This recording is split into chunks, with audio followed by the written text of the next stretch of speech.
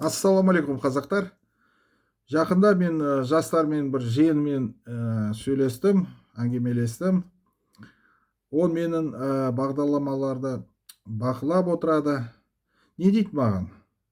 Аға, сіздің бағдарламалар үшін тақырыптары дұрыс көтермейтіндігіңізді сіз дұрыс мынандай тақырып көтермейсіз. Дұрыс емес дейді, айтады. Сіз басқа блогерлер сияқты Қазақстанда туралы не айту керек? Қазақстанда бәрі жаман, нашар, барлық қазақтар кедей деп айтсаңыз, сонда сізде көптеген көріністер болады, және көптеген жазушылар болады, көріністер өседі дейді. Мен анаған айттым, мен блогер емеспін. Мен былай жай қарапайым белсенді өмірлік ұстанымы бар азаматпын. Міне қазақтар, көрдіңіз ба? Жастар мені өмірге қалай өмір сүретін, үйрететін былай айтады. Көрдіңіздер ме? Мен оған айттым. Көптеген жазушылар мен көзқарастарда болса, ол жақсы, жаман емес. Көптеген мен өзім пікірім көп адамдарға айтсам, сол себептен сіздерді жазуға шақырамын сізде әрқашан, иә. Бірақ мен үшін, маған ең бастысы қазақ халқым үшін пайдалы, жақсы нәрсе жасауға тырысамын, мен жасап отырмын. Солай ғой. Мен осы сұрақ неліктен көтердім?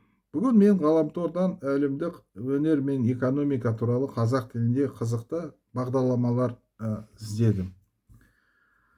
Мен анандай ғарыш туралы, мынандай планеталардың ғарышта қалай ұшатыны туралы бағдарламаларды тапқым келеді. Сол іздедім, қазақ тілінде таба алмадым. Ештеңе қызық таппадым мен. Мүмкін мен білмеймін, қалай іздеу керек деген мүмкін білмеймін, мүмкін солай іздедім, бірақ таба алмадым ештеме. Мен қазақ тілінде бірнеше бағдарламаларды бүгін қарадым. Бағдарламалардағы 3 тақырып қана бар. Бірінші, Қазақстанда бәрі жаман, нашар, сыбайлас жемқорлық шенеуніктер мен Назарбаев отбасы. Назарбаев 6-7 жыл уже кетіп қалды, уже ешкімді қорғамаймын, уже шаршап қалдық уже. Назарбаев отбасы білмеймін уже. Қазақстанда оппозиция бізге қажет, мен қарсы емеспін. Егер оппозиция болмаса, Қазақстанда даму болмайды. Бірақ бізде Қазақстанда қазақ тілінде басқа тақырып бізде жоқ па не? 3-4 студияда жиналады қазақтар, тек қана 2-3 тақырып көтереді. Шетелдегі кейбір адамдар Қазақстанда жеп көреді. Біздің егемендігімізді, тәуелсіздігімізді қабылдамайтын адамдар бар, көп ол. Шетелде де, өзімізді қазақ елінде. Олар Қазақстан туралы тек қана әртүрлі жаман сөздер айтады. Өкінішке орай кейбір қазақтар олардан кейін қайталайды. Қазір Қазақстанға қарсы ақпараттық соғыс жүріп жатыр. Қайсысы қауіп қатері, Қазақстан үшін соғыс, атыспен, жарылыспен, немесе ақпарат соғыс, кім біледі ол?